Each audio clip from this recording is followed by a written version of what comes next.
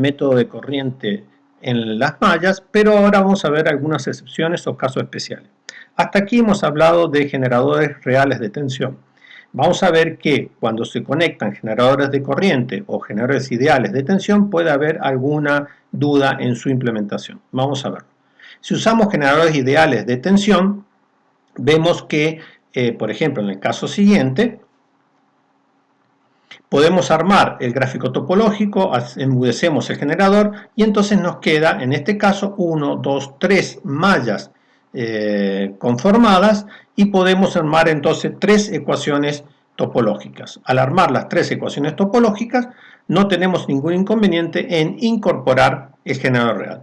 Sin embargo, si queremos visualizar la corriente de fuente, que en este caso va a ser menos la I2, tendríamos que considerar esta rama como si fuera un nodo virtual. Pero en general entonces incorporar generadores de tensión no es un problema. Otra forma de ver esto es colocar una resistencia de fuente, aunque sea un generador ideal, le colocamos una resistencia de fuente, escribimos las ecuaciones tal cual hemos comentado en el video anterior, pero luego haciendo RF igual a 0 vemos que nos retrotrae nuevamente a la ecuación anterior.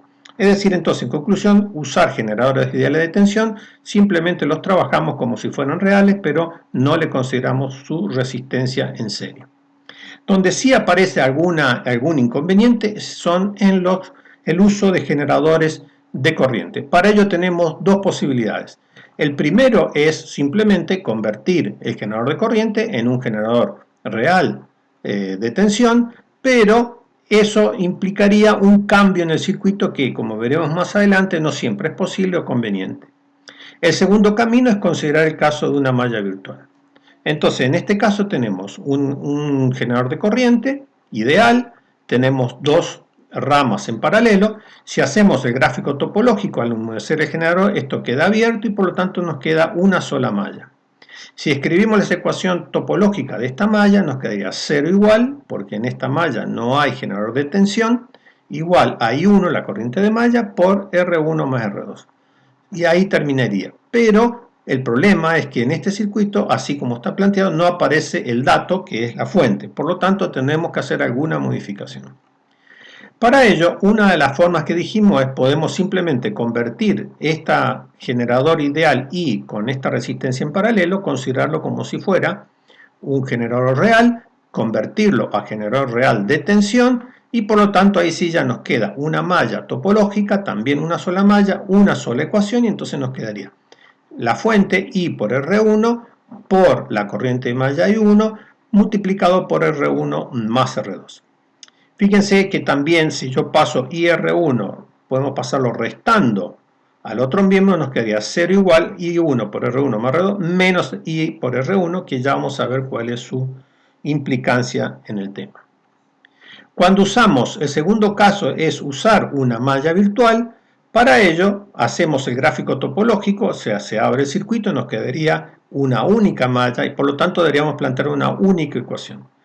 La diferencia en el planteo ahora es que voy a considerar la corriente I del generador como si fuese un generador con una corriente de malla vecina. Por lo tanto, si es una corriente de malla vecina, tengo que agregar signo menos a la corriente de malla, al término de la corriente de malla, menos I por la resistencia común entre estas dos mallas. Es decir, que el considerar que esto es una malla virtual me permite incorporar una malla vecina, pero no me agrega una ecuación adicional topológica, sino simplemente me permite agregar un término adicional que incluye el término de la fuente.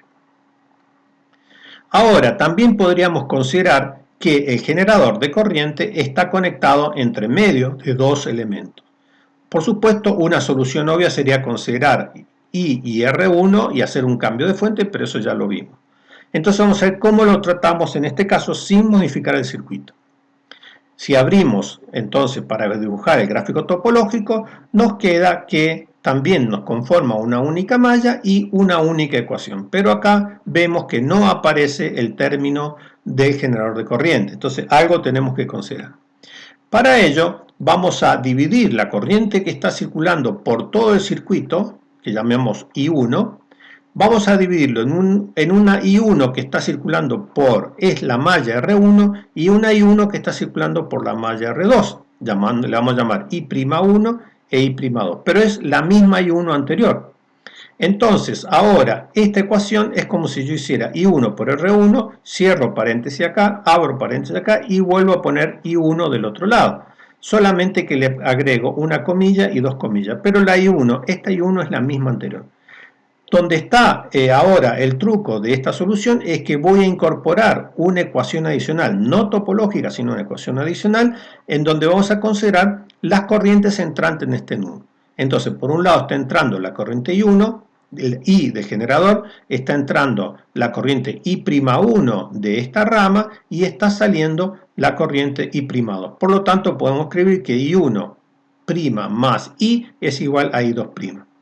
Es decir, que para resolver el problema sería agregar una ecuación adicional que nos permite incorporar al generador de corriente.